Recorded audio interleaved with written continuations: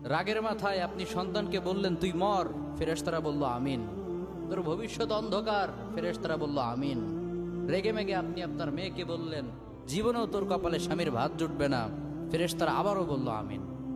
আচ্ছা, আপনি না সেই ব্যক্তি যে তার নিজের জীবনের চাইতেও সন্তানকে বেশি ভালোবাসেন? আপনি না সেই ব্যক্তি যে তার সন্তানের জন্য হাসতে হাসতে নিজের জীবনটাও দিয়ে দিতে পারেন? আপনি না সেই ব্যক্তি যে আল্লাহর কাছে নিজের চাইতেও সন্তানের জন্য বেশি দোয়া করে? তাহলে কি করে নিজের হাতে নিজের সন্তানের এত বড় ক্ষতি করতে পারলেন? Doesn't make any sense. Common sense বলতে কিচ্ছু নাই আপনাদের? আপনারা কি জানেন না আপনাদের রাগের মাথায় বদদোয়া করাগুলো ফেরেশতারা আমিন বলে? দাওয়াতুল ওয়ালিদ আলা ওয়ালাদি, বাবা মা তার সন্তানের জন্য যেই দোয়া করে সেটা ভালো হোক কিংবা বদদোয়া হোক, আল্লাহ সেটাই কবুল করে নেয়। এজন্য খবরদার, নেভার কার্স ইউর চিলড্রেন।